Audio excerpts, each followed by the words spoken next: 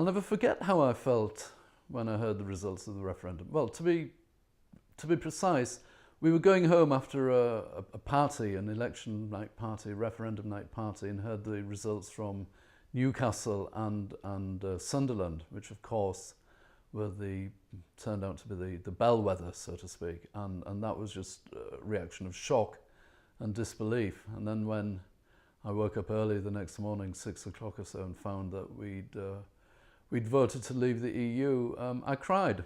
I make no bones about it, I cried. There are two things I'd like to say. First of all, one of the reasons why I am such a strong European is that my father had to fight in World War II. And for me, the European Union has cemented peace, democracy and prosperity in Europe. And to vote to leave the EU was a betrayal not only of everything I believe in, but what my father had fought for. And that's why I felt incredibly sad about it. Sad to the point that my sister, unfortunately, regrettably rather, who voted to leave Brexit, we had such a violent disagreement that I didn't speak to her afterwards for several months. I just couldn't bring myself to forgive her, to understand really, not a question of forgiving, of course you forgive your family, but I just couldn't understand and still cannot why she would have voted to leave. Well, I hope it changes nothing in practical terms. I hope we will have such a soft Brexit that we won't notice the difference either economically, socially, when it comes to travel or anything.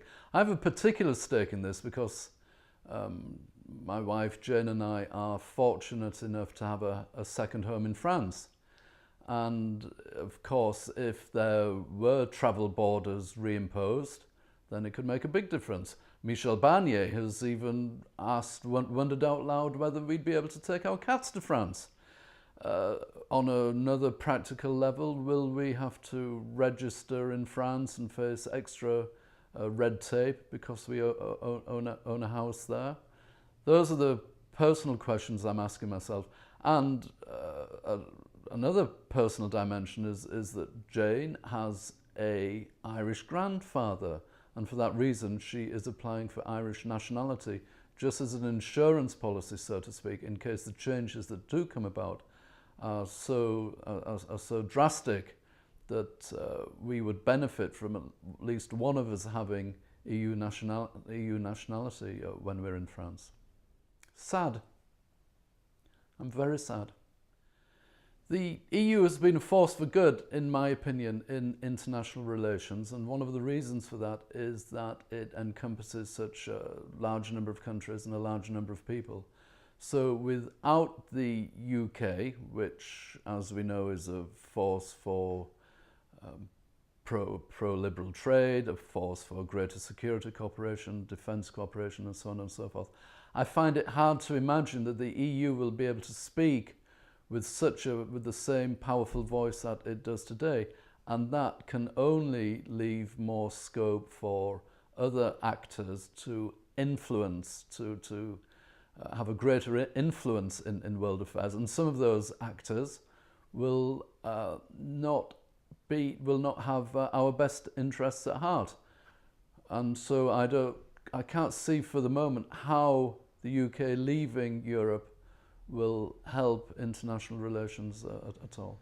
The reason I'm so sad about Brexit is that it has shone a light on the makeup of the UK that I never expected. I think it's exposed social inequalities in Britain, a divide between town and country, between north and south, between young and old especially, which I at least had not picked up on. Above all, and I hate to say this, I think it has shown that xenophobia, putting it no more strongly than that, runs very close to the surface in British society.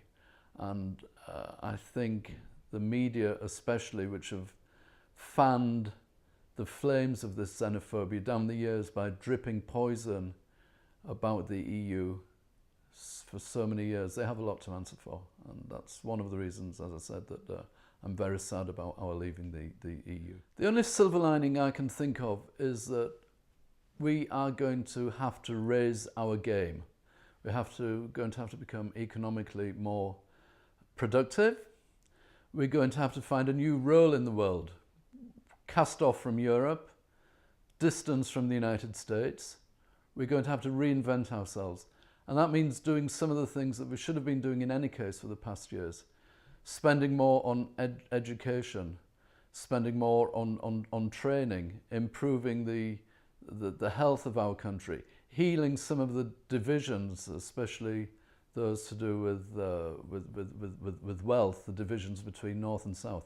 If Brexit forces us to confront these deep underlying problems in British society, then I guess you could make the case that over the decades to come, there might be a silver lining. But it's a big, heavy price to pay for things that we should have been doing in any case.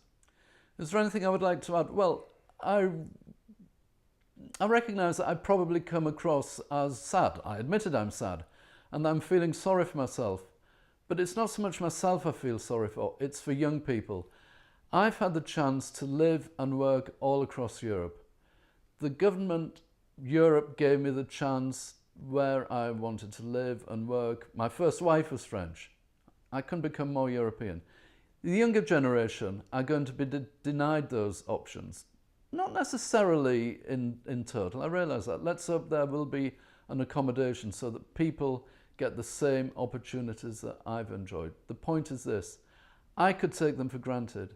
Younger people today won't be able to take them for granted. They're going to be cut off psychologically from Europe, socially, culturally, and that for me, I suppose, is the biggest sadness of all.